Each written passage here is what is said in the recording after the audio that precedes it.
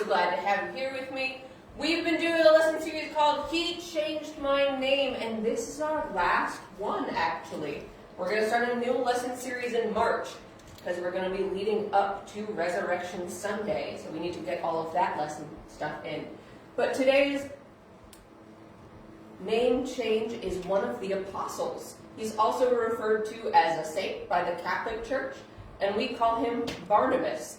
But we're going to start out where he got that name. We're in Acts chapter 4, and then I'm going to tell you a story about him and the Apostle Paul in Acts chapter 14. Ready?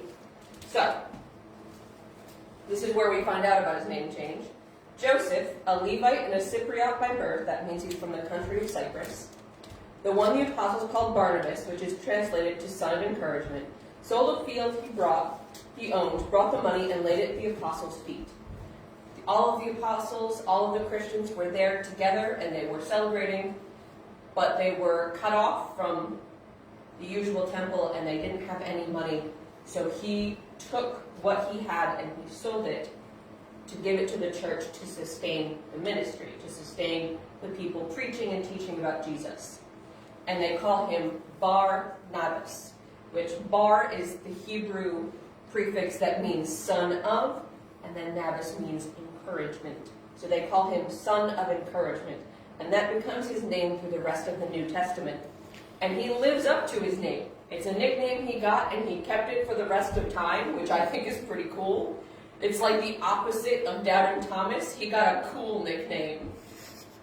Personally, you know that I only refer to Thomas as Thomas Didymus or Thomas the Twin, because we don't all deserve to be called by our worst moment. That's rude. But he gets called his best quality, Barnabas, because in English that's how you would separate those syllables into two words.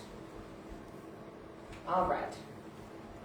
The story is called Mistaken for Gods in Lystra. I think this story is very funny. In Lystra, a man without strength in his feet, lame from birth, who had never walked, sat and heard Paul speaking. After observing him closely and seeing he had faith to be healed, Paul said in a loud voice, "Stand upright on your feet." And he jumped up and started to walk around. When the crowd saw what Paul had done, they raised their voices, saying in the Lycaonian language, "The gods have come down in the form of men!" And they started to call Barnabas Zeus and Paul Hermes, because he was the main speaker. Then a priest of Zeus, whose temple was just outside of town, brought oxen and garlands to the gates. He, with the crowds, intended to offer sacrifice. The apostles, Barnabas and Paul, tore their robes when they heard this and rushed into the crowd, shouting, "Men, what are you doing these things?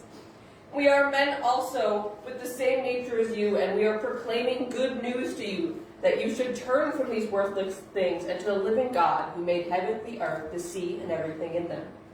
In past generations he allowed all nations to go their own way, although he did not leave himself without a witness, since he did what is good by giving the rain from the heaven in fruitful seasons, and satisfying your hearts with food and happiness." Even though they said these things, they barely stopped the crowds from sacrificing to them. Then some Jewish people came from Antioch and Iconium, and when they had won over the crowds, they stoned Paul and dragged him out of the city, thinking he was dead. After the disciples surrounded him, he got up and went into the town, and the next day he left with Barnabas for Derbe. The New Testament is so full of wild stories. There are people out there who will tell you the Bible is boring, and I promise they haven't actually read it. I re-listened to the story this morning before I told it to you. I was just laughing, because it does make sense in their mind. These are Greek people. They believe in the Greek gods. Obviously, people doing miracles are the gods among them. So they do what they've been taught to do to not disrespect them.